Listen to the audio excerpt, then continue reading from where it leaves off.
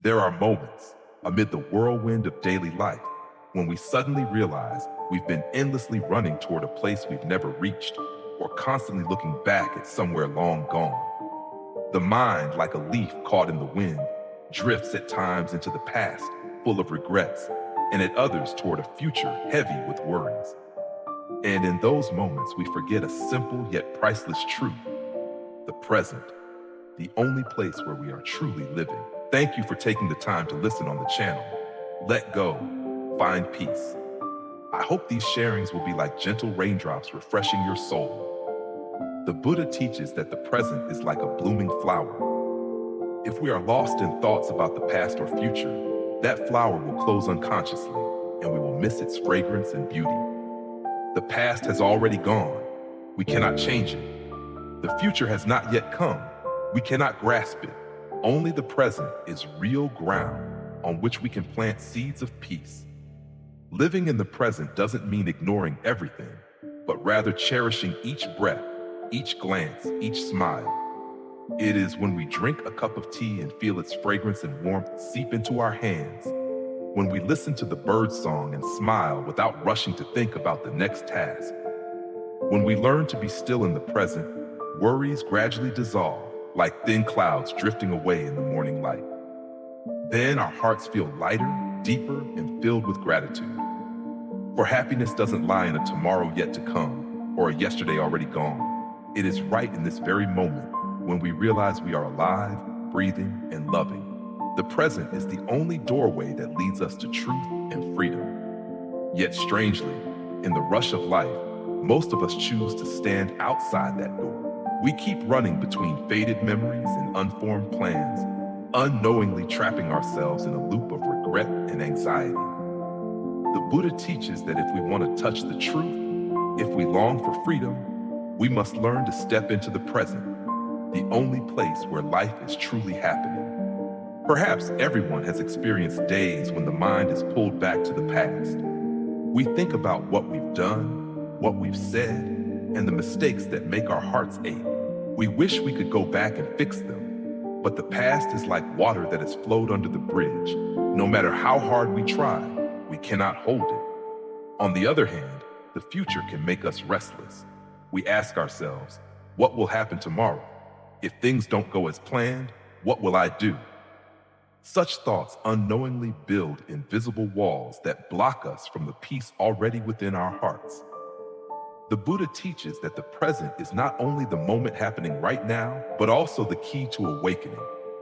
When we are truly present in each breath, each step, each glance, our minds are no longer pulled back to the past or pushed into the future. In that moment, we are not just living, we are living fully. And it is this fullness that leads us to true freedom. Freedom from the burden of memories, freedom from fears that have yet to occur. Imagine an early morning when you step out onto the porch. Take a deep breath and feel the fresh air fill your lungs. In just a few seconds, you realize that life is vividly here. In the rustling of leaves, in the scent of earth after last night's rain, and in the beating of your own heart. In that moment, you are no longer someone swept away by the current of time, but a traveler walking calmly on the path of truth. And what is that truth? It is knowing that happiness does not come from what we are waiting for, but from cherishing what we already have. It is understanding that everything in life is impermanent, and it is precisely this impermanence that teaches us to love, to forgive, and to live more gently with ourselves and others. The freedom the Buddha speaks of is not something far away, but a state of mind that is light and unshackled by sorrow or pain.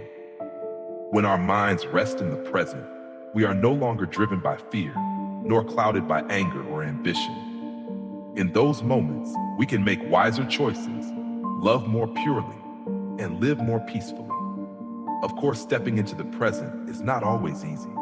The human mind is used to thinking endlessly, like a machine that never stops. But the Buddha teaches that, just like taming a wild horse, we need patience and gentleness to guide our minds back. Whenever we notice ourselves drifting to the past or rushing to the future, we can smile and call the mind back to the breath.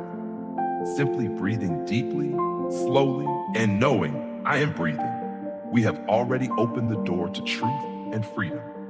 And when that door opens, we will see that freedom has never been far. It has always been right here, in this very moment. All we need is the courage to pause, to open our hearts, and to live fully with each moment. For only when we live completely in the present do we truly live. There are days when we find ourselves sitting quietly, letting our thoughts drift back to what has happened. Happy and sad memories, words left unspoken, choices already made. They all come rushing back like scenes from an old film. Sometimes we wish we could return and do things differently, or at least fix a few mistakes. But then in that very moment, we realize the past is nothing more than fragments of memory. It no longer exists here and now. The past is like a book we've already read.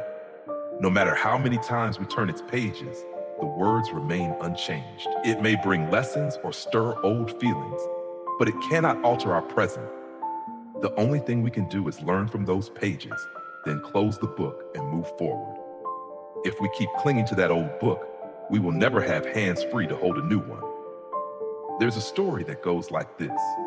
A traveler carried a very heavy sack on his shoulder. He walked over mountains and through forests, his shirt soaked with sweat. A passerby asked, "What's in the sack that's so heavy?" The man sighed. "They're the stones I picked up along the way. Some are beautiful, some are not, but they're all mine, so I keep them all." The other man smiled gently. "But you have no strength left to keep going because it's those very stones that are holding you back." We are the same. If we cling too tightly to the past, both its joys and its sorrows, we will no longer have the lightness to move forward. The Buddha teaches that our mind is like the surface of a lake. When the winds of the past no longer stir it, the lake becomes still, reflecting the full beauty of the present sky. The past is gone. The future has yet to come. The only moment we can truly touch and live fully is this present one. If we keep sinking into memories, our soul becomes like a wanderer, endlessly searching for a land long lost, forgetting that we are standing in the middle of a vibrant field of flowers. Perhaps someone has hurt us before. Perhaps we have caused ourselves regret. But the truth is, it's all over. There is no way to go back and rewrite the pages that have passed.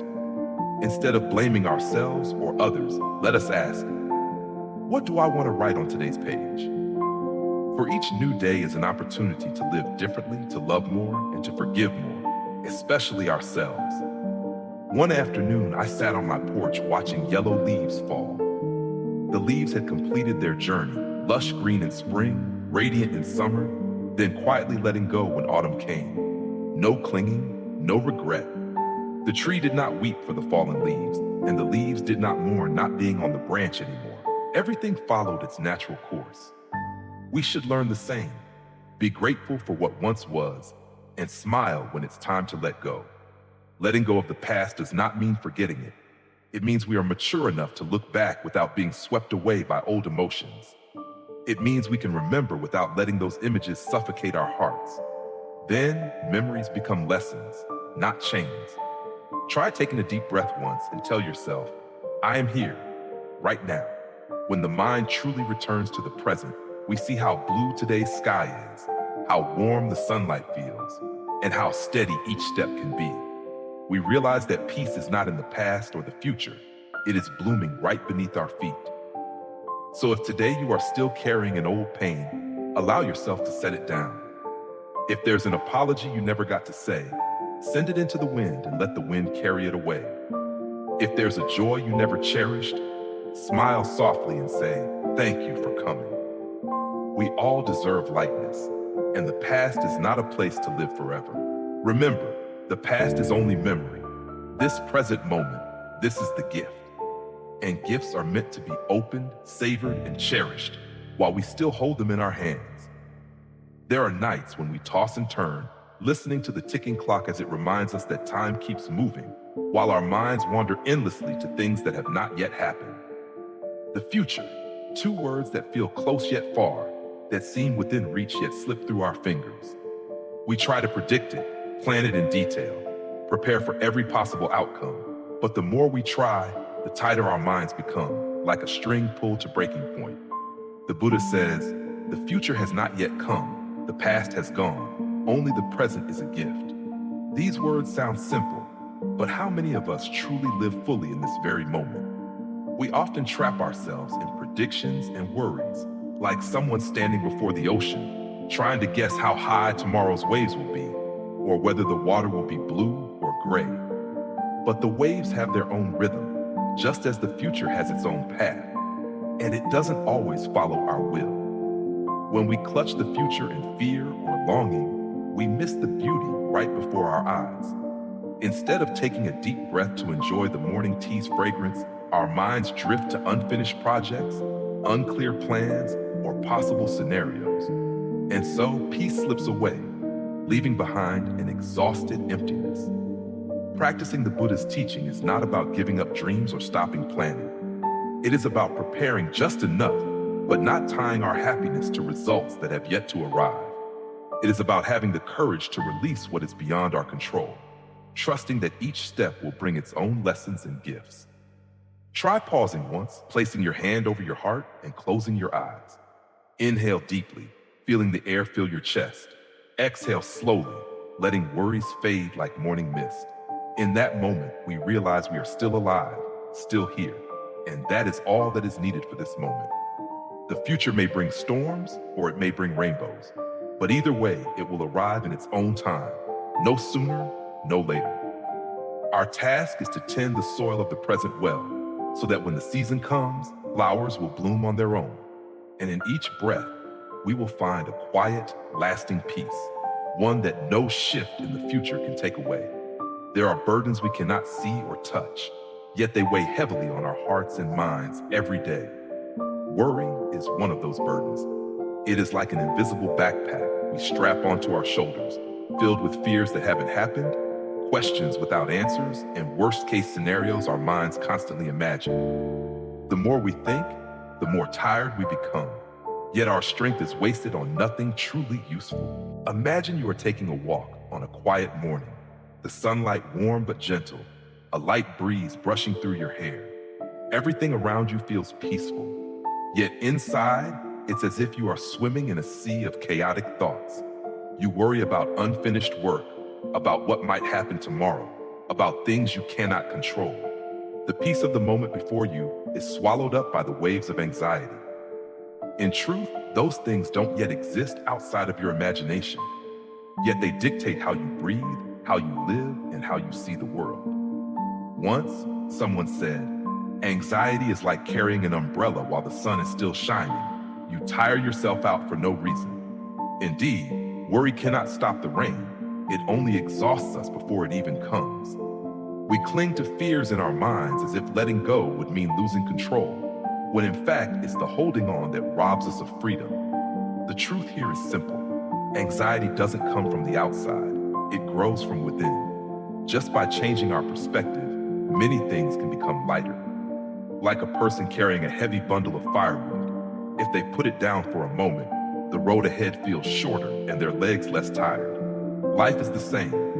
No one forces us to carry anxiety for a lifetime. It is our choice. One way to put down that burden is to practice living fully in the present. When washing a dish, simply wash the dish. When drinking tea, simply drink tea. Don't let your mind run to the past or leap into the future. This doesn't mean abandoning all plans or responsibilities, but knowing the difference between preparation and worry. Preparation makes us ready. Worry only drains our energy.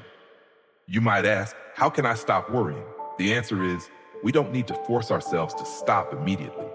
Instead, observe it. Each time you notice yourself starting to worry, pause for a moment, take a deep breath and acknowledge, I'm worrying. Naming the emotion helps free us from its unconscious grip.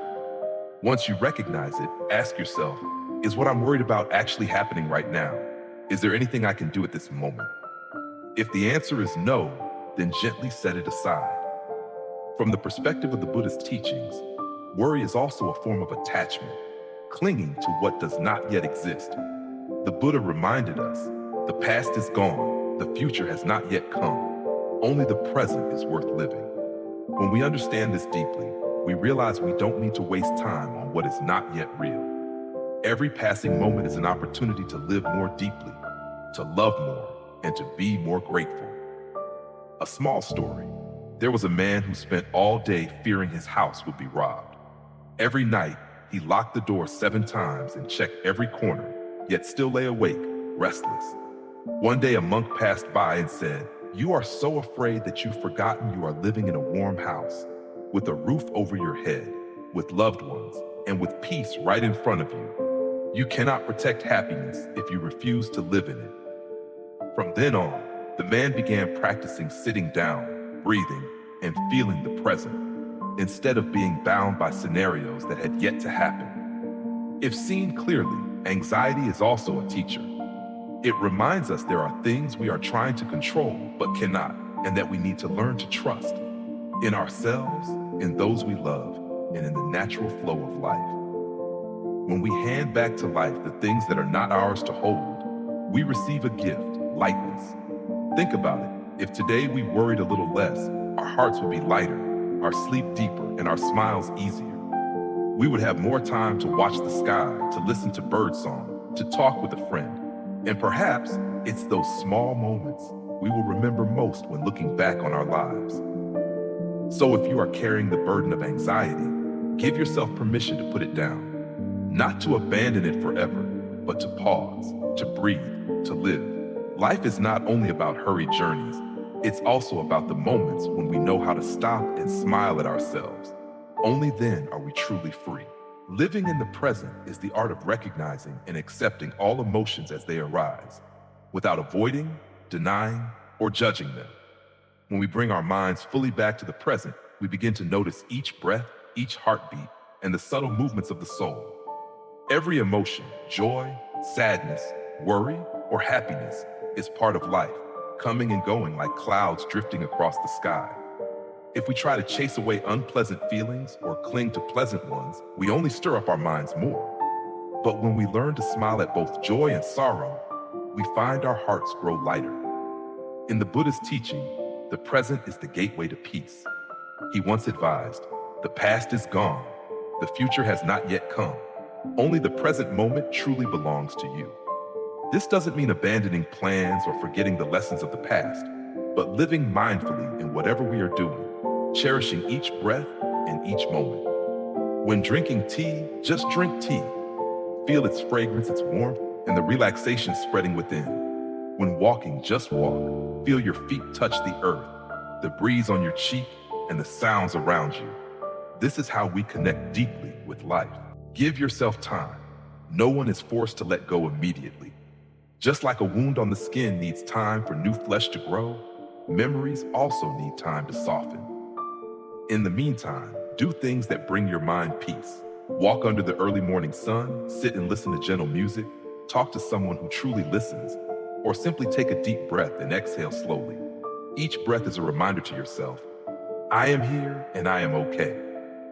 Then one day, when you happen to recall the past, you will realize that your eyes no longer well up with tears. The pain is still there, but is wrapped in peace. You will see that memory like an old painting, not something you need to hang in the center of the room, but still a part of your life's collection. And more importantly, you will understand that letting go is not losing. It is making space for new love and joy to enter. In the end, what matters most is not how many memories we keep, but how fully we live this moment. This moment that is neither pulled back into the past nor pushed toward the future, but simply existing here, free and at peace. There are things in the past, no matter how much we want to change them, that have become fixed pieces in the flow of time. They may be mistakes we made, opportunities we missed, or deep wounds in our hearts that still sting when remembered. We often carry these memories as a burden, hoping that somehow, if we think about them enough or regret them long enough, something will change. But the truth is, the past cannot be altered, and holding on to it only makes us more weary. In the Buddhist teaching, there is a simple yet profound truth. What is past, let it pass. Live only with what is here now. This does not mean denying or forcing ourselves to forget what happened, but learning to accept it as part of our journey. Acceptance is not weakness. It is the courage to face the truth that everything that happened had its reason, and our task is to take the lesson from it. It is like looking at a scar on your body. At first, it was painful, and you avoided touching it. But over time, you understand that the scar is proof you overcame a wound. The past is the same. It does not define all of who we are, but it is part of what made us who we are today. There is a story in the Buddhist scriptures about a man who carried deep resentment over being betrayed. He went to the Buddha and asked, "How can I forget and forgive?" The Buddha handed him a stone and said, "Hold it tight." The man did, and the longer he held it, the more his hand ached. The Buddha said, "As long as you hold on, you will feel pain. Only when you open your hand will the pain leave you." The past is that stone. Only by releasing it can we feel light again. Healing begins with acceptance. Accepting that we have made mistakes, been hurt, and suffered losses. Accepting that there are apologies we will never hear and questions that will never be answered. And when we stop trying to change what is past, we can finally begin changing ourselves in the present. When a door closes, we often stand there for a long time, staring at it with regret, anger, or sadness. But only when we turn around do we see that many other doors are already open. Life does not wait for us to stop grieving before it moves forward. It flows on, and every present moment is a chance to begin again. The Buddha said, "No one can bathe twice in the same river. The water is always flowing, and time is always moving. The past is flowed away like the river's water. We cannot scoop up the same drop again, but we can cup our hands to receive the new stream. Likewise, each new day is a gift, if only we are willing to accept it. So, be gentle with yourself. Do not blame yourself for what you could not have done differently. Instead, ask, what can I do today to live better?" When the mind is at peace, the past is no longer a chain, but a mirror to illuminate the road ahead. And perhaps, when you let go, you will realize that what you thought was a loss was actually the beginning of something better. Letting go of the past is not forgetting. It is choosing to preserve peace in your heart. Because in the end, what is most precious is not what has happened, but how we are living right now. There are afternoons when sunlight pours gently through the window and we find ourselves sitting quietly, letting our thoughts drift back to days gone by. It could be a sweet memory that makes us smile, or an old wound that still tugs at our hearts. The past always has a strange pull. It makes us want to reach for it, to live it again, as if we could find something there that we have lost.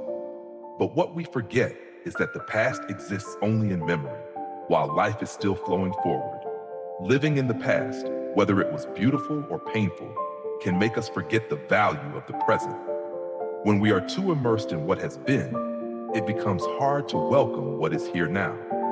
Like someone who keeps looking back at the old road, while the new road ahead is full of light and opportunity. The past, no matter how brilliant, has already closed like a book whose page has been turned. It cannot be rewritten or changed unless we begin a new book.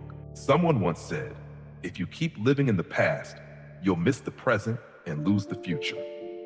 This is true. When the mind stays in memories, we no longer have enough attention and energy to nurture what is happening now.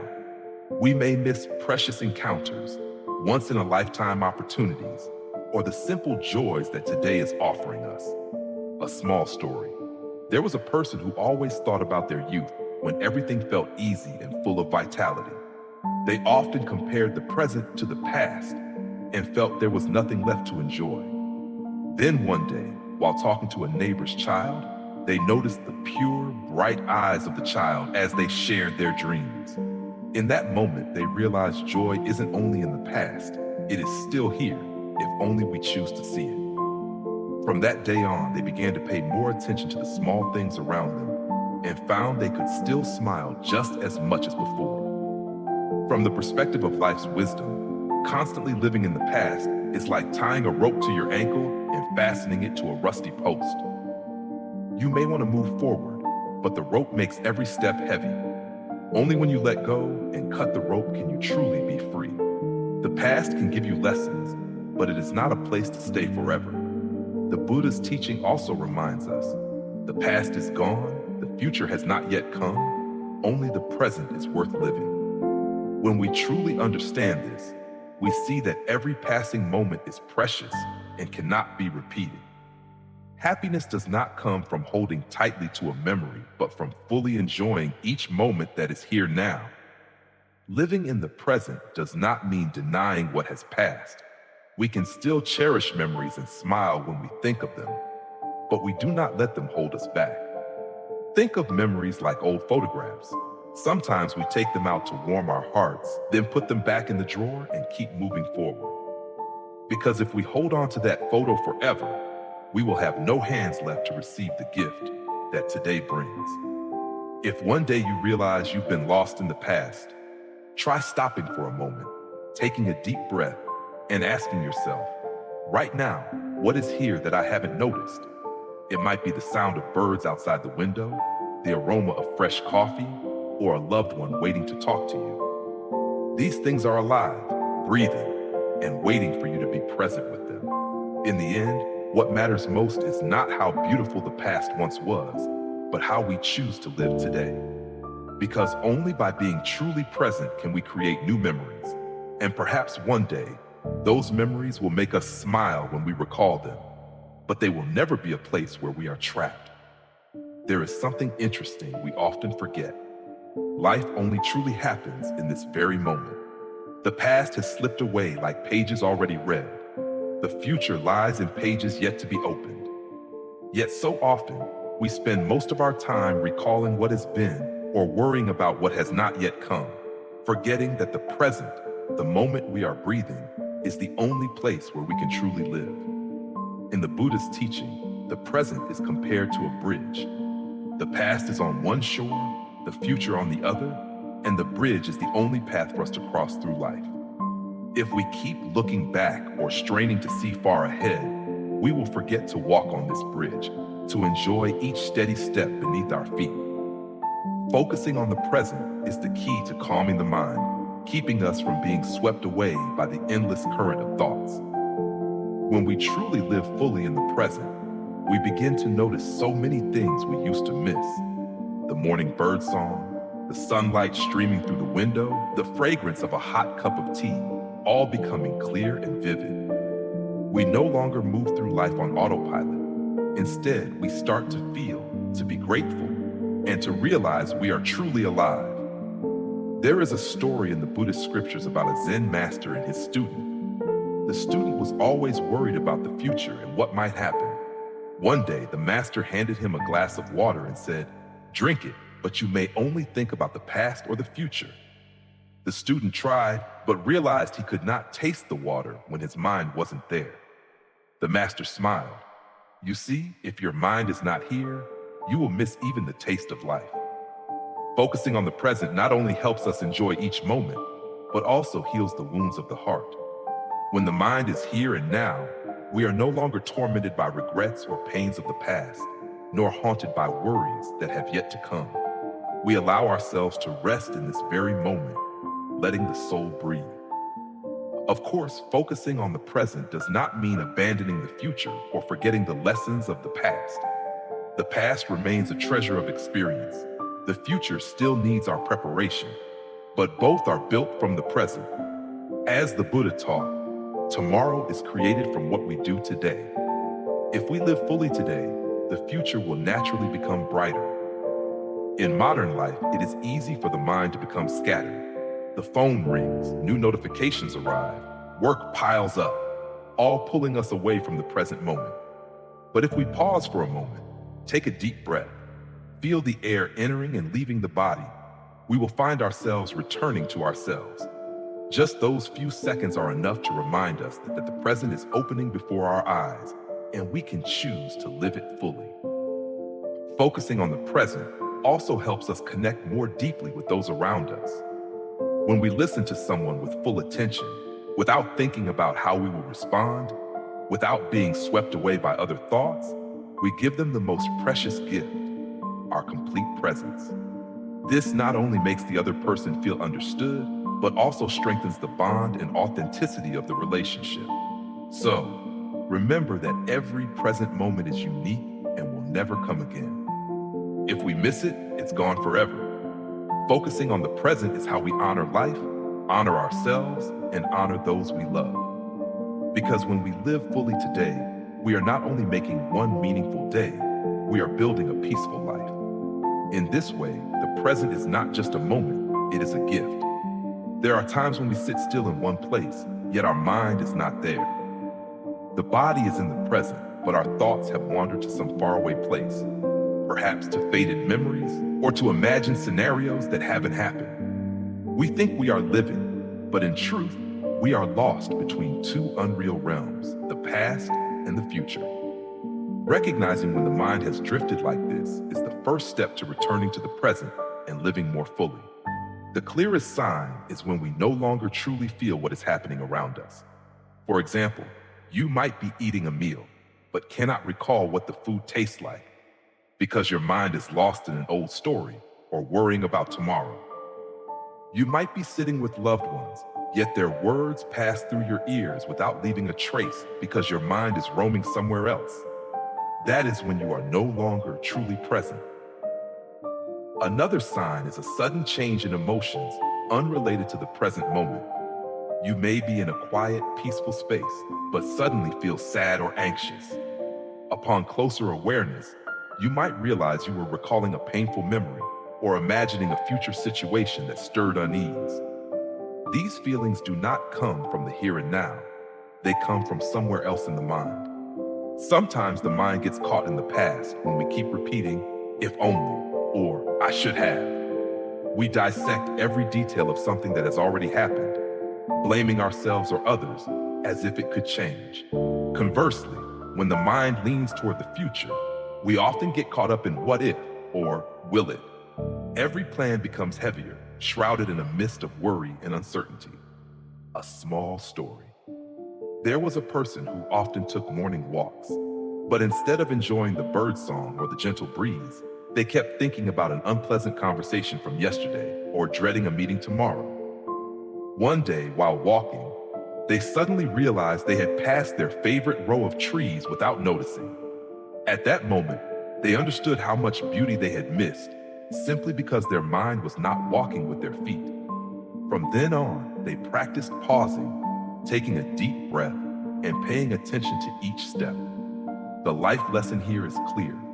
Awareness is the key to returning to the present. Only when we notice the mind wandering can we gently bring it back. As the Buddha taught, only when we live in this very moment are we truly free. The past is just memory. The future is only thought. Neither can be touched. Only the present is where we are breathing, feeling, and truly living. So how can we quickly recognize this? Pay attention to your breath and body. If you find yourself breathing quickly and shallowly, or your body feels tense without a clear reason, it may be a sign that your mind has wandered far away. Or ask yourself, is what I'm thinking about happening right now? If the answer is no, then your mind is in the past or the future. Once you've noticed, don't rush to blame yourself. Simply smile, take a slow, deep breath, then exhale and feel your feet touching the ground, your hands touching something nearby, or the sounds surrounding you. Each time you do this, you draw your mind closer to the present moment. In truth, the past and future are not bad. They give us lessons and goals. But if we let them occupy our entire mind, we will miss the life unfolding right now. Recognizing when we've drifted to these two realms is the first step to taking back the steering wheel and guiding our mind home to the now. Because only in the present can we truly see the flowers blooming, hear the laughter ringing, and savor the full taste of life. Things that, if we drift into the past or future, we may lose forever. Forgiveness is one of the most precious gifts we can give to ourselves and to others. Many think forgiveness simply means letting go of someone's mistakes, but deep down, forgiveness is a journey of healing. It is how we free ourselves from the burden of anger, resentment, and regret. For when we hold on to these emotions for too long, our spirit becomes heavy, and our steps on the road of life grow slower and more weary. In the Buddha's teaching, forgiveness is not about forgetting, nor is it about denying the pain. Forgiveness is accepting that everything happened as it did and choosing not to let it continue to control our present. The Buddha once said that holding on to anger is like gripping a burning coal with the intention of throwing it at someone else. Yet we are the ones who get burned first. In the same way, when we keep blaming ourselves for past mistakes or resenting someone for the hurt they caused, we are only locking ourselves inside an emotional prison. Forgiving ourselves is something many of us forget. We are often quick to sympathize with others, yet harsh with ourselves. There are mistakes we have already paid for, yet we continue to judge ourselves. Each time we think about them, we feel undeserving of happiness. But Buddhist teachings remind us that everyone makes mistakes, and mistakes are part of the growth process. Forgiving ourselves means daring to face our errors, learning from them, and then moving forward gently instead of binding ourselves in regret. Forgiving others is also a way of freeing ourselves. Not everyone who hurts us is mature enough to admit their mistakes or apologize. Some apologies will never be spoken, yet we can still choose to let go so our hearts can be at peace. Forgiveness does not mean condoning or accepting wrongful actions. It means choosing not to let them continue to harm us. As the Buddha taught, hatred does not cease by hatred, only by love is it healed. There is a story of two friends walking through the desert. During an argument, one slapped the other. The one who was slapped said nothing but wrote in the sand, "Today my friend slapped me." They continued their journey until they reached a stream. The one who had been slapped slipped and nearly drowned, but was saved by his friend. This time, he carved into a stone, "Today, my friend saved my life." The friend asked, "Why did you write it in the sand when I hurt you, but carve it in stone when I helped you?" He replied, "When someone hurts us, we should write it in the sand so the wind can blow it away. But when someone does something good for us, we should carve it in stone so it will be remembered forever." Forgiveness is like that, letting the wind carry away the pain while keeping the goodness in our hearts. When we know how to forgive, our hearts feel as light as if a heavy load has been lifted. That lightness allows us to open our hearts to welcome new joy and love. Freed from the chains of the past, we can truly live in the present. Forgiveness is also a way to plant good seeds, for the energy of love will spread, nourishing both ourselves and those around us. Life is inherently short. Time should not be wasted on anger and resentment. Forgiveness is a choice of love, of compassion, not only for others, but also for ourselves. When we learn to let go of hatred, we find our hearts more open, our souls at peace, and life much lighter. In the end, forgiveness not only heals old wounds, but also opens a new path, one where we walk freely and unburdened. There are days when we wake up with a gray cloud hanging over our heads. Everything suddenly feels heavy, even though nothing specific has happened. A careless remark, an ill-timed glance, or a small incident can make us feel discouraged, insecure, or angry. Negative thoughts begin to creep in, like tiny specks of dust that are enough to dull the bright mirror within us. Negative thinking doesn't always come from major events. Sometimes it arises from the way we choose to see things. Faced with the same situation, one person may see it as a chance to grow, while another sees it as a failure. The difference lies in which lens they choose to look through. And that is the key to transforming the negative into the positive, changing our perspective. Imagine you are out for a walk when it suddenly rains. If you focus only on the dirty puddles and feel annoyed, you will grow more irritated. But if you look up and see the raindrops sparkling on the leaves, smell the rich scent of the wet earth, you might feel lighter. The rain is still the rain, but your way of seeing has changed your feelings. A small story. Someone once lost their job unexpectedly. At first, they fell into confusion and self-blame. But after a few days, they decided to use this time to learn a new skill they had never had the chance to study before. A year later, they found a better job and were happier doing what they loved. If they had remained trapped in negative thinking, they might have missed the chance to change their life entirely. The life lesson here is that negative thinking is just a kind of seed in the mind. If we water and nurture it, it will grow strong and cover us in darkness. But if we notice it and replace it with a positive seed, the mind will become brighter. The Buddha taught, the mind precedes all things. The mind is their master. The mind creates them. This means we have the power to choose which thoughts remain in our minds. So how do we transform them? First, recognize the negative thought. Don't rush to push it away, because the more we fight it, the stronger it grows. Observe it like a cloud drifting across the sky. See it, name it, and know that it is only temporary. Next, ask yourself, is this thought completely true? Is there another way to view this situation? Or, if this were someone I loved, what would I say to comfort them in this situation? By questioning ourselves in this way, we open the door for a positive perspective to enter. After that, replace the negative thought with a small positive action. If you feel discouraged, get up and walk for a few minutes. If you feel insecure, recall a good deed you once did. If you feel stuck, try sharing with someone who knows how to listen. These small actions are like rays of sunlight breaking through the clouds, gradually dissolving the darkness. Finally, cultivate the habit of nurturing positive thoughts each day. This could be by writing down 3 things you are grateful for before going to bed, or starting the morning with an inspiring quote. Such a habit is like training the mind to develop a new reflex. When facing difficulty, instead of sinking, it will seek a way to rise. Transforming negative thoughts is not about forcing yourself to be artificially cheerful all the time, but about learning to accept all emotions, then choosing to stay with the ones that help you grow and feel at peace. After all, our thoughts are the seeds we plant in the soil of tomorrow. If today we plant positive seeds, tomorrow will be a garden in full bloom. And when you become familiar with this transformation, you will realize something liberating.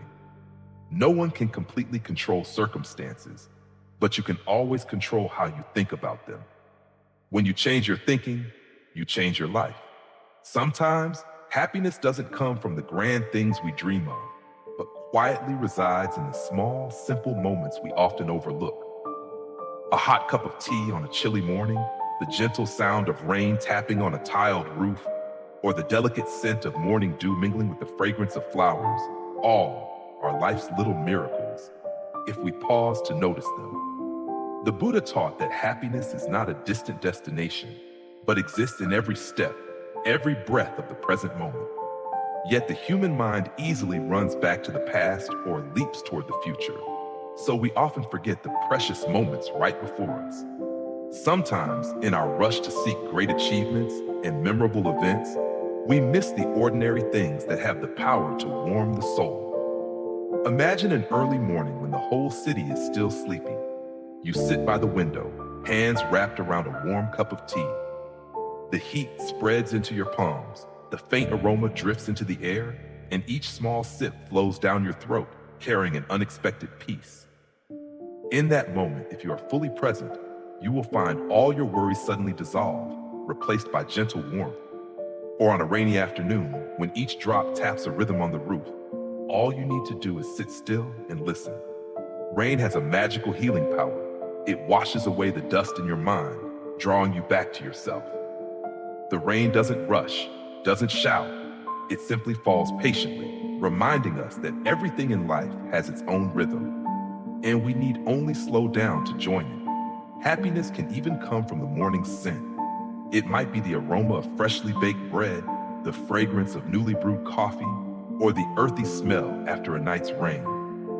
These scents touch our memories, recalling peaceful days, and make us smile without thinking. It's life's way of whispering, happiness has always been here. You just need to open your heart to receive it. Buddhism calls this mindfulness, being awake in every moment. When you drink a sip of tea, truly just drink tea, feeling its warmth, aroma, and flavor. When you hear the rain, just hear the rain, without letting your mind drift elsewhere. Mindfulness helps us connect more deeply with life, to see that even the smallest things carry the power to nourish. Slowing down to enjoy simple things is not a waste of time. It is how we restore our energy to keep going on the long journey.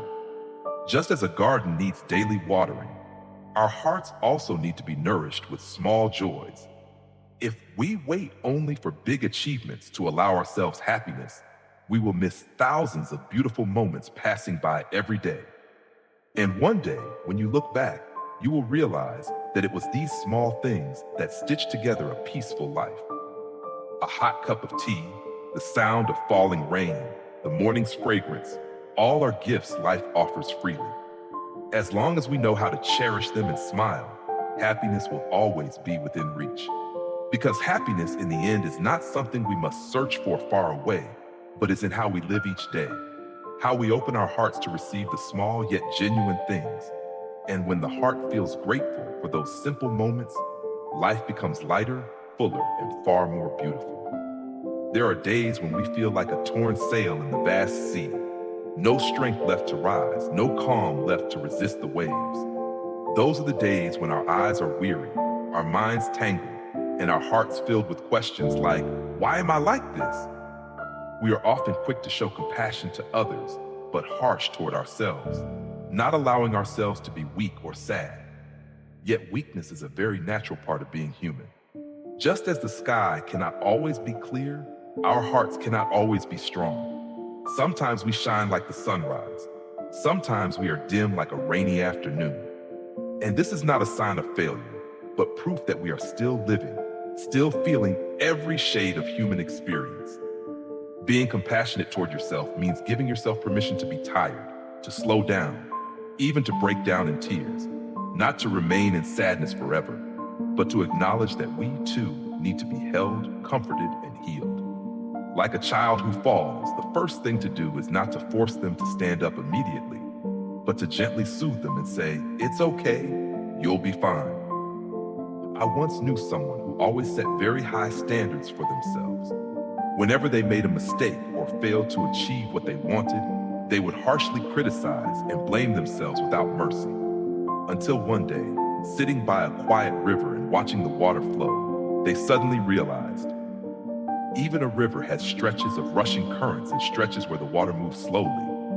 Why don't I allow myself to have slower days too? From then on, they began practicing saying to themselves, it's okay if I'm not fine today.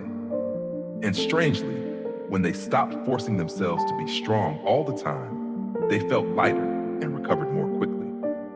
The life lesson here is simple. To love others fully, we must first learn to love and have compassion for ourselves. If we constantly deny our true emotions, we turn ourselves into a vase full of cracks, shiny on the outside, but empty inside. On the other hand, when we accept even our weaker days, we are mending those cracks with gentleness and understanding. The Buddhist teaching reminds us that compassion is not only for the world, but also for ourselves. When the heart knows how to shelter itself, we can find peace even in storms. Compassion for oneself does not make us weaker. It makes us stronger because we know we don't have to run from our emotions, but can stand still and watch them pass. If one day you feel too tired to keep going, try sitting down, taking a deep breath, and closing your eyes. Imagine holding yourself as you would a dear friend who has just had a long, hard day. Tell yourself the words you would tell someone you love. You've tried so hard. It's okay to rest a little today. That feeling not only soothes the heart, but also replenishes the energy for us to continue tomorrow. In the end, remember, a tree cannot bloom all year round, and a person cannot be strong forever. Rest, weakness, and self-healing are the pauses that allow us to gather life's energy, so that when we rise again, we can walk forward with steadier steps. And when we know how to have compassion for ourselves, we also learn to treat the whole world with greater kindness. There is something many of us often forget. Life is not just about the big milestones, but about the journey to get there.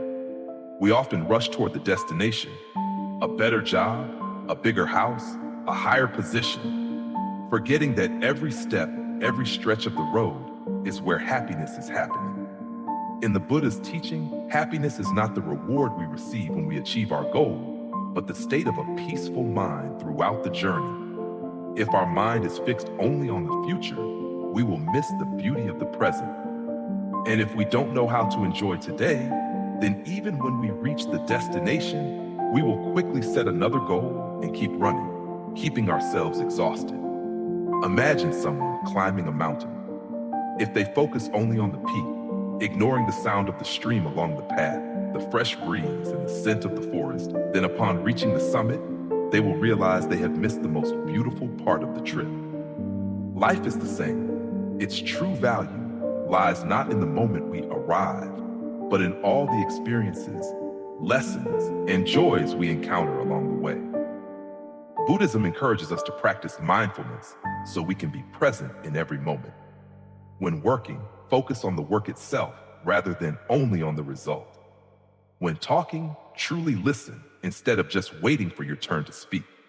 When eating, savor the flavors instead of rushing to finish.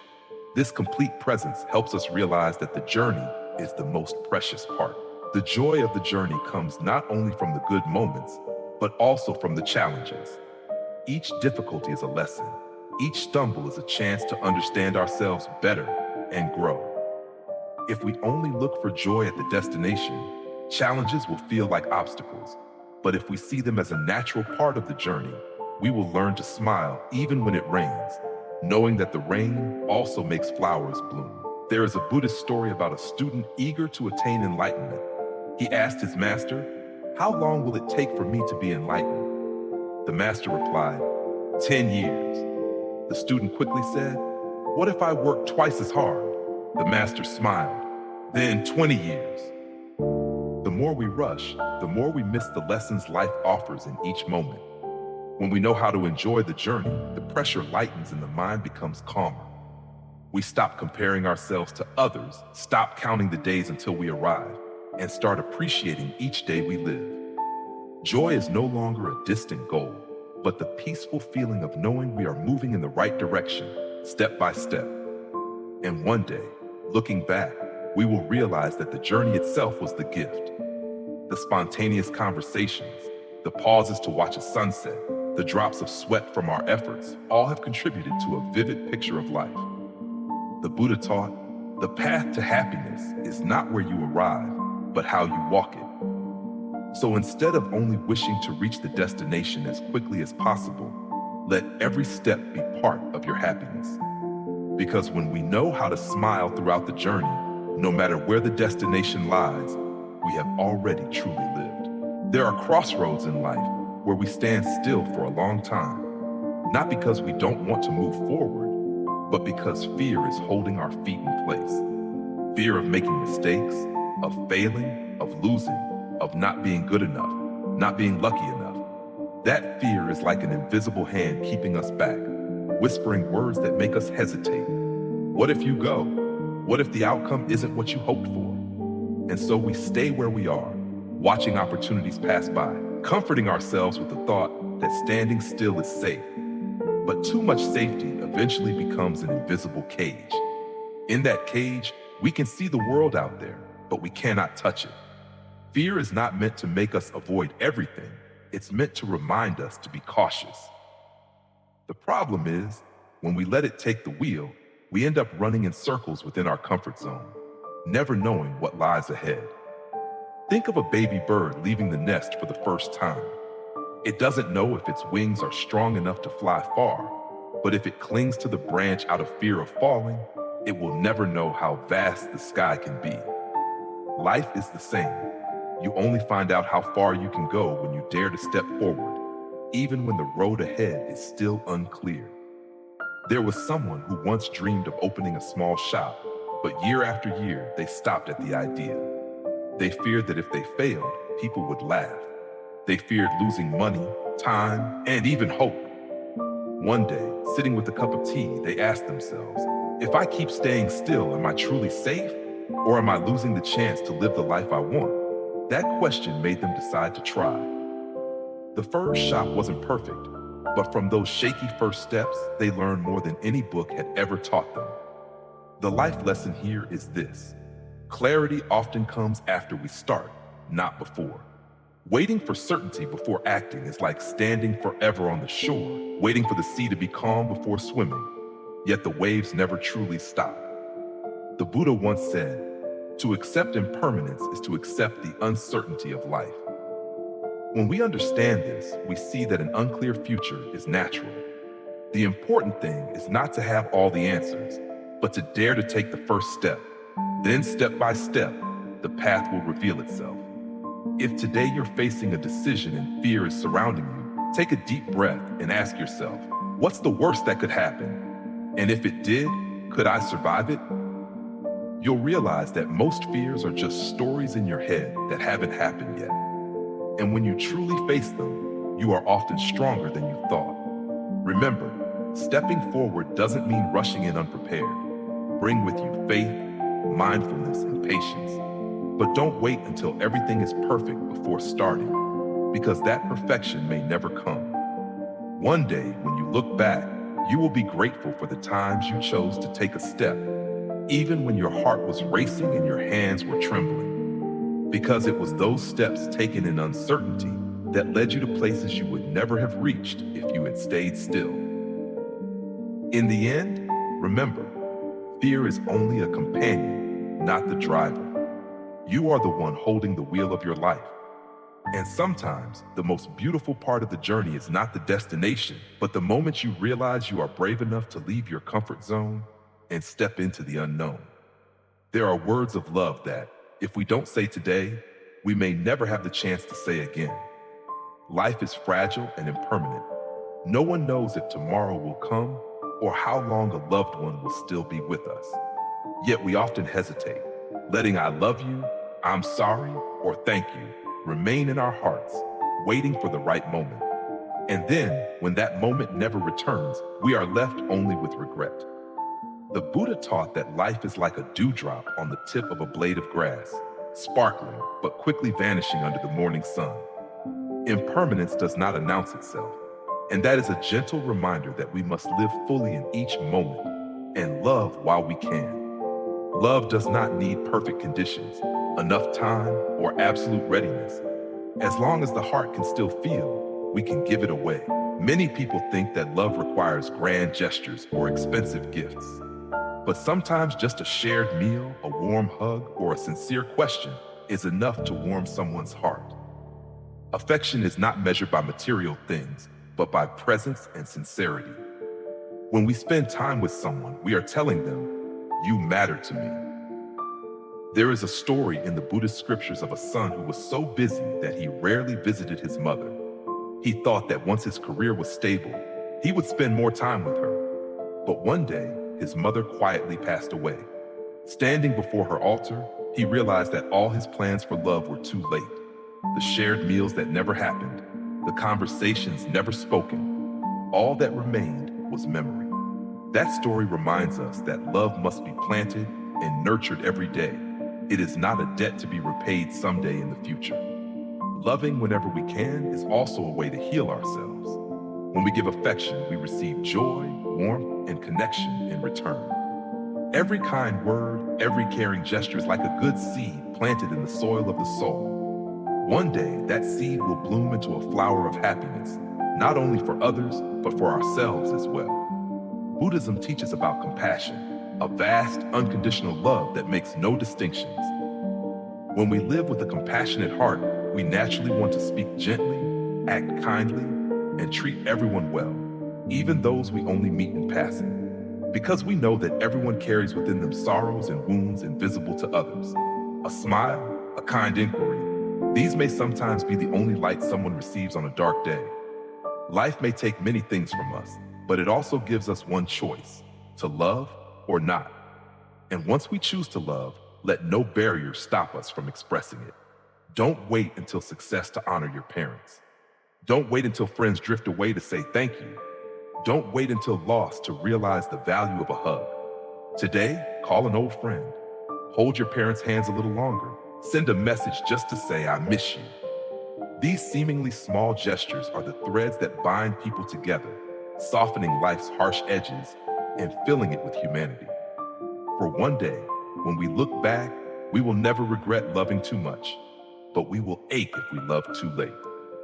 So right now, while the heart is still beating and the people we cherish are still here, speak, act, and let love flow through every gesture. every word, every glance.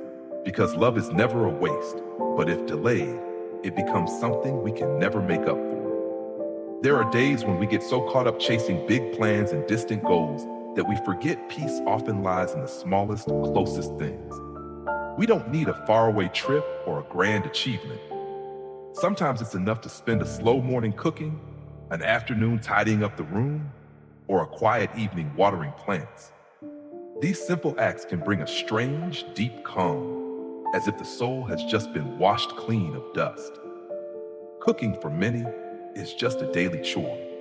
But if you pay attention, you'll see it's a journey full of feelings. From choosing the ingredients, hearing the knife against the cutting board, smelling the aroma from the stove, to the moment of arranging the dish on the table. Every step is a moment of full presence. In those moments, the mind isn't pulled back to the past or worried about the future. It's simply here, in each movement, each scent. A meal not only nourishes the body, but also nurtures inner peace. Tidying the house is the same. It's not just about rearranging belongings, but also about clearing the clutter in our minds. When we wipe dust from a table, we also brush away lingering worries. Every neat drawer becomes a space for the soul to breathe. Every brightened corner, a light within ourselves. That feeling after cleaning a room, light, airy, isn't it just like setting down a heavy burden? In caring for plants, that's a lesson in patience. Each day, giving them a little water, waiting for new leaves, rejoicing at the first bud. Plants don't grow in a single night, just as peace doesn't come in a single moment.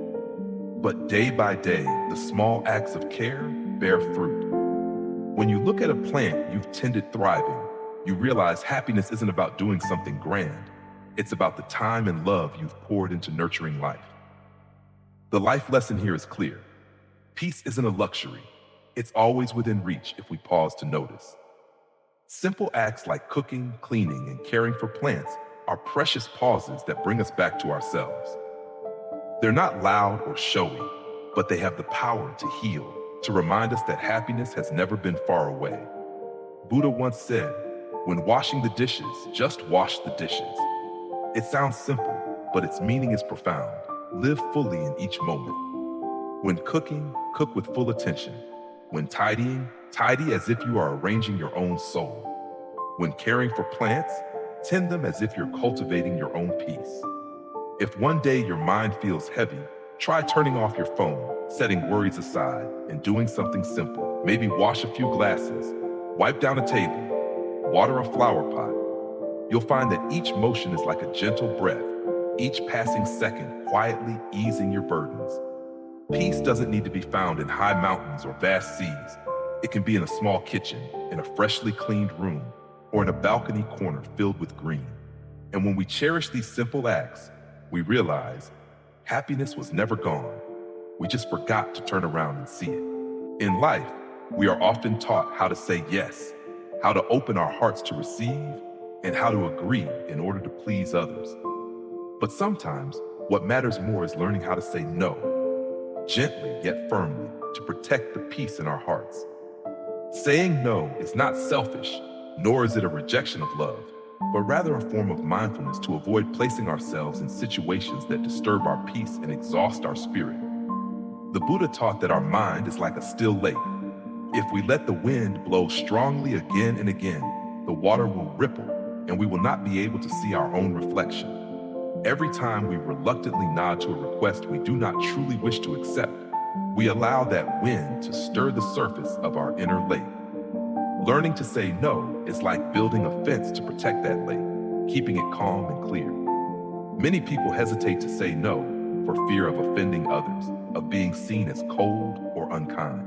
But Buddhist teachings remind us that genuine compassion does not come from always giving in, but from balance, caring for others while also protecting ourselves. If we are drained, hurt, or weary, the love we give will also run dry. Like an empty vessel, we cannot pour water for anyone if there is none left inside. There is a story about a young monk who always tried to help everyone in the monastery, from big tasks to small ones. Day after day, he agreed to do whatever was asked of him, even if it cut into his own time for practice. One day, the abbot called him and asked, You believe you are creating good karma by always saying yes, but are you certain your heart remains at peace while doing all these things? The young monk was silent, realizing that many times he acted out of compulsion rather than joy and mindfulness. From then on, he learned to say no when necessary to preserve his peace, and from that peace, to continue helping the world. Knowing how to say no is also an act of self-love. When we decline an invitation, a negative conversation, or a responsibility that is not ours, we give ourselves the time and space to recover and to tend to what truly matters. It could be time with family, time for spiritual practice, or simply sitting quietly with a cup of tea, listening to the wind, and letting the mind rest. Buddhism teaches about precepts, principles that help protect both body and mind. Saying no is sometimes a kind of precept, preventing us from being swept into things that create turmoil. For when the mind is constantly unsettled, it becomes difficult to maintain mindfulness and deep compassion. Remember, saying no does not mean turning your back on the world. On the contrary, it is choosing to welcome only what nourishes and enriches the soul. A refusal, if offered with sincerity and respect, will not harm anyone. Rather, it makes relationships clearer and healthier. Life is already full of pressure and chaos. We do not need to add more weight by accepting every request just to please others. Instead, we can keep a fresh, open space for ourselves, a place where we can breathe, smile, and live in alignment with our true values. In the end, inner peace is the foundation for lasting love. Only when the mind is at peace can we give true love, and only when we know how to say no at the right time can we keep the flame of serenity alive amid life's many storms. There are things we hold on to even after they have passed. A once warm relationship, a nearly realized opportunity, a dream that once burned brightly, all lie there like old items stored in a memory box. Sometimes when we open it, our hearts feel both tender and wistful. We fear letting go, believing that leaving it behind means losing part of ourselves. But we forget that clinging to what no longer belongs to us is exactly what keeps us from moving forward. Life is like a long train journey. Each station is a stage of life. Each stage has people and memories that come and go. If we remain at one station forever, we will never see the scenery ahead. Likewise, if our hands are filled with old, worn things, even when something new arrives, we will have no space to receive it. Someone once experienced a deep love. When it ended, they carried those memories everywhere, allowing no one new into their lives. They believed it was the only love they would ever know, and that nothing better could come. But one day, while cleaning their room, they accidentally threw away old gifts and faded photographs. Strangely, the room became brighter, airier. They realized that their heart, too, needed tidying, letting go of the past to make space for new light to enter. The life lesson here is clear. Letting go does not mean forgetting, but learning to keep the past where it belongs. We can still cherish what once was, but not let it bind the present or the future. Like a jar that must be emptied to be filled with fresh water, our hands must be free before they can receive life's new gifts. The Buddha once said, "All conditioned things are impermanent." This means everything changes, nothing lasts forever. When we truly understand this, we will fear loss less, knowing it is part of nature's law. What comes will go, and when one door closes, another will open, if we are willing to turn and see it. If today you are holding tightly to something that is no longer yours, ask yourself, am I keeping it because it is truly necessary, or simply because I fear the emptiness? That emptiness is not as frightening as you think. It is the very space where something new can take root. Just as an empty field can be sown with seeds, only an open heart can welcome new love. You may be surprised to realize that the best things sometimes come right after we dare to let go. Let go of a job that no longer fits, and you may find a new career full of passion. Let go of a relationship that has run its course, and you may meet someone who brings you peace. Let go of a dream that no longer makes you happy, and you may open the door to a new and more meaningful journey. Ultimately, remember that letting go is not a loss. It is giving yourself the chance to receive even more. Do not fear empty hands, because it is exactly then that you have enough space to embrace the beautiful things waiting ahead. And one day, when you look back, you will smile with gratitude for having had the courage to leave the past behind and move forward more lightly, more freely. There are daily tasks we do that may seem ordinary: cooking a meal, wiping a table, watering a plant, or writing a handwritten letter. But if we infuse them with mindfulness, love, and good intentions, these acts are no longer mere chores, but silent prayers that nourish both ourselves and those around us. The Buddha teaches that when our mind and actions are in harmony, when each action arises from love and awareness, that is meditation. Working from the heart is not about just getting it done, but about pouring our whole being into what we are doing, so that every gesture and every step carries wholesome energy.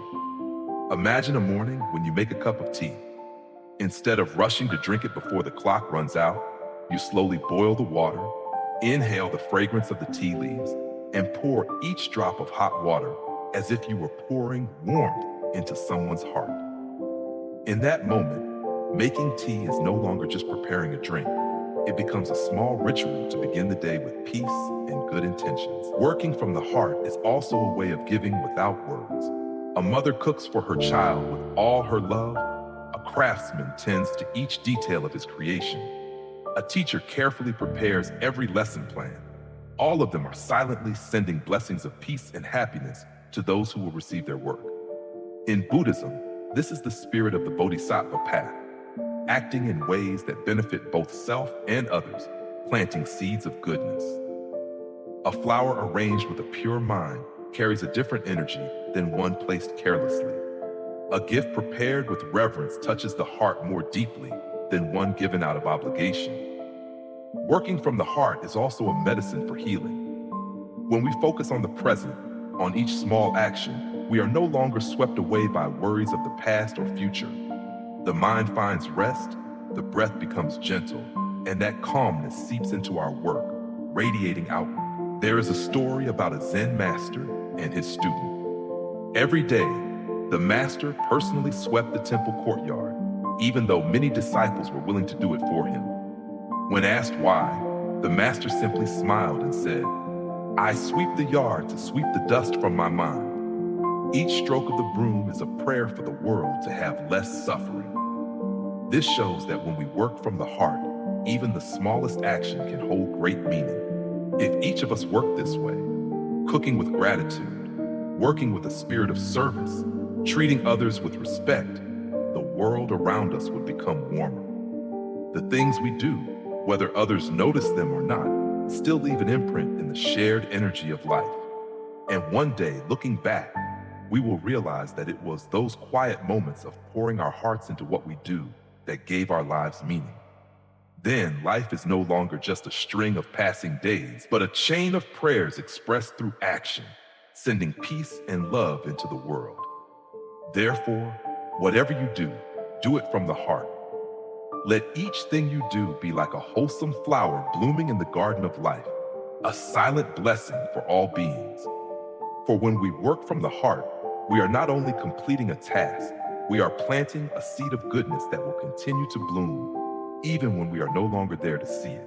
There are times when we look at our schedules and see that every block and every line is filled: work, appointments, plans, and urgent tasks.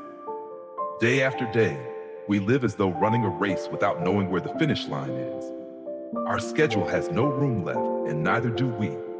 We have no space to take a deep breath, to sit quietly and hear our own heartbeat. Yet true peace often hides in the empty spaces, the moments when we do nothing at all, simply allowing ourselves to be. Keeping space in our schedule is not laziness or irresponsibility, but a conscious choice to protect our energy and soul. Because if the string is always pulled too tight, one day it will snap. Think back to the last time you sat by a window, watching sunlight filter through the leaves without rushing to do anything. Or the time you slowly sipped a cup of tea, just to savor the warm aroma and the gentle sweetness on your tongue. Those moments cannot appear in a schedule that is packed to the brim. They need space to bloom, a pause to exist. Someone once shared that they used to live like a machine, working nonstop, achieving one goal after another, yet their soul was becoming increasingly dry. Until one day, they intentionally left one afternoon each week unscheduled. At first, they felt empty and anxious because they were doing nothing. But over time, those afternoons became an anchor. That was when they would read a favorite book, tend to the plants on their balcony, or simply lie down and listen to the rain. They realized they didn't always have to do something to have value. Sometimes simply being was enough. The life lesson here is clear. Our worth is not measured by how much we accomplish, but by how we are present in each moment. The empty spaces in our schedule are reminders that we don't always have to keep running. We can slow down to notice how clear the sky is today, to listen to a song we haven't heard in years, or to look deeply into the eyes of someone we love and smile. The Buddha once said, "Slow down to see the flowers bloom, to hear the birds sing." When we keep space in our lives, we give ourselves the chance to connect with life, not through achievements, not through goals, but through simple presence. If you feel overwhelmed, start small. It could be 15 minutes each morning to breathe and drink a warm glass of water, or one evening a week with no computer, no phone. At first, the emptiness may make you restless, but gradually, you'll start looking forward to it. Because that is when you truly rest, not just your body, but your mind. In the end, remember, life is not a scoreboard to display, but a journey to experience. Keeping space in your schedule is how you make room for the unexpected, for simple yet profound moments, and for yourself, to simply live, to breathe, and to be a whole human being. Life is impermanent. No one knows for sure what tomorrow will bring. The person beside you today may still be smiling and laughing, but who can guarantee they will still be here tomorrow? That's why cherishing those who are with us is not just a beautiful act. It's a way to live fully, without regret. The Buddha taught that human life is as fragile as a dewdrop on a blade of grass, sparkling now, yet vanishing with the first ray of morning sun. This teaching is not meant to make us fearful, but to awaken us, to help us love and appreciate every moment we still have together. Happiness is not about having many people around you, but about treasuring those who are truly present in your life. We often think there's still plenty of time, plenty of chances to say thank you, to apologize, to express love. But in reality, time never promises anyone anything. Words of love left unsaid today may be lost forever. Hugs we don't give now may never have another chance to be shared. Think about family meals. Sometimes we sit at the table, but our minds are occupied with work, our phones, or faraway plans. We forget that with just one unexpected event, that table could be missing someone forever. If we knew this could be the last time, would we eat more slowly, look at each other longer, and laugh more? Cherishing someone also means listening to them with our whole heart, not just hearing to reply, but hearing to understand, to sense the unspoken feelings beneath their words and silence. What may seem like an ordinary story could hide sadness, fatigue, or hope they've never voiced. When we truly listen, we give not only attention, but also the gift of being understood and loved. In Buddhism, there is a beautiful word, presence.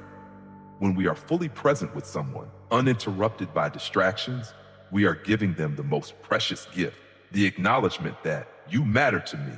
You are worthy of my time and attention. This gift can be more valuable than anything material. There's a story of a man who was always busy, promising his mother that when work settled down, he would spend more time with her. But by the time his work was calm, his mother was gone forever. Standing before her photo, he realized that later sometimes never comes. From then on, he chose to live differently, calling friends just to check in, coming home early to have dinner with his wife and kids, and saying words of love while he still could. To cherish someone is also to forgive their mistakes. No one is perfect, and sometimes a relationship can be saved with just a hug or a word of forgiveness. If we hold on to resentment too long, the person may no longer be here for us to make amends. The Buddha said, Hatred is never ended by hatred. Only by love is it ended. Today, try living more slowly. Look into the eyes of those you love, smile at them, and say what you've always wanted to say. Spend more time with a friend, hug your parents a little longer, or simply sit beside someone. Not to do anything, but just to be there together. Because when we cherish the people beside us right now, we no longer fear impermanence. No matter what tomorrow brings, we have already loved fully today, and that is the most beautiful way to live. To make each day a treasured memory, a heartfelt thank you to those who have walked alongside us on this journey of life. There are days when we wait for a message from someone just to feel a little happier, or long for a compliment, a hug, or a sign of care to feel valued. But when those things don't come, we feel disappointed, disheartened, and let our emotions drift according to someone else's actions. The older we grow, the more we realize, if our happiness depends entirely on circumstances or on someone else, our hearts will always remain in a passive state. True joy doesn't always come from grand things. It can begin with the smallest acts, and most importantly, it is created by ourselves. When we know how to make ourselves happy, we become the ones in control of our emotions, not swayed by the sunshine, the rain, or the fickleness of others. Imagine a morning when the sky is overcast and a light rain falls outside the porch. Instead of letting yourself feel sluggish and thinking, today will be a sad day, you can make yourself a cup of hot tea, play a soft melody, or pick up your favorite book to read. Just a small action, yet your mood changes completely. You're not waiting for someone to bring you joy. You're inviting joy in yourself. I once knew a person who had a habit of giving themselves a little gift each week. Sometimes a bouquet of flowers, sometimes a home-cooked meal, and sometimes just an afternoon walk in the park. They said that life may not always give us what we wish for, but if we know how to give ourselves simple pleasures, then any day can be a day worth living. The life lesson here is, joy is like a flame. If you only rely on others to light it for you, you'll always be dependent. But if you know how to light it yourself, you can warm your own heart at any time. The Buddha taught that happiness does not lie outside, but in the way we receive and nurture our own minds. Once we understand this, we stop blaming others for not making us happy and begin learning how to plant our own seeds of happiness. Creating joy for yourself does not mean closing your heart to the world. You can still welcome love and care from others, but you no longer see them as the sole source that sustains you. When joy comes from within, everything outside becomes a catalyst, not a requirement. If one day you feel sad, instead of waiting for someone to call or text, ask yourself, what can I do today to make myself smile? It could be listening to a song you haven't heard in a long time, cooking a new dish, learning a cheerful dance, or writing a few lines in your journal to relax your mind. Just by being proactive, you'll see that joy is not as hard to find as you think. Finally, remember this. When you know how to create your own joy, you will no longer fear loneliness or gloomy days, because you'll understand that happiness is not a gift someone brings to you, but something you can give yourself every day. And when you can nurture that inner light, you'll naturally spread it to those around you, gently, effortlessly, and enduringly. There are days when we look in the mirror and realize we're not as perfect as we'd like to be. Maybe it's a flaw on our face, a mistake at work, or the disappointment of not achieving what we've dreamed of. In those moments, it's easy to criticize ourselves, compare with others, and put ourselves under pressure to be better, prettier, or more accomplished. But if we can smile, even knowing we're still imperfect, that is a sign we are moving closer to inner freedom. The Buddha taught that in this life, nothing and no one is absolutely perfect. Everything is in a state of change. Our bodies, the work we do, even the relationships around us. They are like flowers, sometimes blooming, sometimes wilting. The perfection we seek is only an illusion if we keep trying to freeze everything in place. Once we accept this truth, we will stop straining to become an ideal version and start living truly as ourselves. Smiling when we are not perfect is our way of telling ourselves, I'm still okay. I'm still worthy of love just as I am. That smile is not about hiding our flaws, but about embracing ourselves. It comes from the understanding that we are human beings learning and growing, and that today's imperfections are the material for a better tomorrow. In Buddhism, this is the spirit of self-compassion, treating ourselves with kindness and gentleness instead of harshness and judgment. When we stumble, instead of blaming ourselves, we can place a hand over our heart and say, "It's okay. I will stand up and keep going." Just as when we smile at a small mistake, we are learning how to. There is a story of a Zen master who, in his youth, was eager to reach the state of perfection in his practice. He tried to do everything flawlessly, from the way he sat in meditation to every word he chanted. But the harder he tried, the more tired he felt, and the further he drifted from peace. One day, his elderly teacher said, "Try smiling while you meditate, even if you feel you are not yet completely at ease. When you can smile at your own imperfections, that is when you are truly at peace." Those words changed the way he lived. From then on, he no longer sought absolute perfection, but instead looked for serenity amidst the imperfect. When we can smile at ourselves, it becomes easier to smile at others. We no longer demand that they meet our standards of perfection. We accept that, just like us, they have corners that are unfinished, mistakes, and limitations. And it is precisely this acceptance that makes relationships gentler and warmer. True freedom is not when we have achieved every goal, nor when everything aligns with our wishes, but when we can live peacefully with what is imperfect. For at that moment, we are no longer imprisoned by the fear of not being good enough or not being worthy.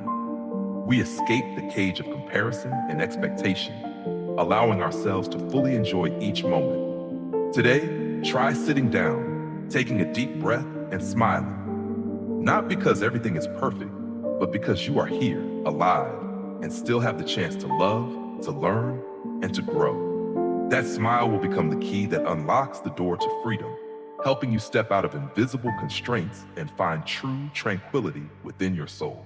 For in the end, life does not wait until we are perfect to be beautiful. It is already beautiful, even while unfinished, and your smile, even if not flawless, is still proof of a soul learning to be free. My dear friend, life, after all, truly happens only in each present moment. The past, whether beautiful or sorrowful, is now only a memory. The future, whether radiant or uncertain, is still something yet to come. So, if we keep running between those two realms, we will miss the precious moments unfolding right before our eyes. Living in the present does not mean we forget the past or stop preparing for the future. It simply means valuing this moment, wholeheartedly embracing what is happening right now. It is when we drink a cup of tea and truly savor the warm sweetness on our tongue. It is when we speak with someone and listen with our whole heart without letting our mind wander elsewhere.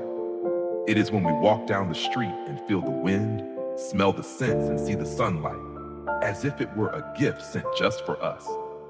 You see, time passes quickly. What we have today may be different tomorrow. The person beside us now may be gone by the next day. That is why we should slow down, to see the beauty in an ordinary day, to be grateful for small things that make us smile, to feel at peace amid the chaos, instead of being swept away by worries that haven't yet arrived. If the past has brought you pain, gently let it go, for holding on will only weigh your heart down. If the future makes you anxious, remember that it is shaped by what you are doing today. And if the present is calm, savor it fully, for it is the most precious gift life can offer. I hope that each day you find at least one truly peaceful moment to live fully in the present. No matter how noisy the world may be outside, may you keep for yourself a quiet sky within, so that when you smile, you can feel deeply that you are living, truly living, right here, right now. And who knows, when you live this way, every present moment might become the most beautiful memory, and the future will naturally unfold in gentleness and peace.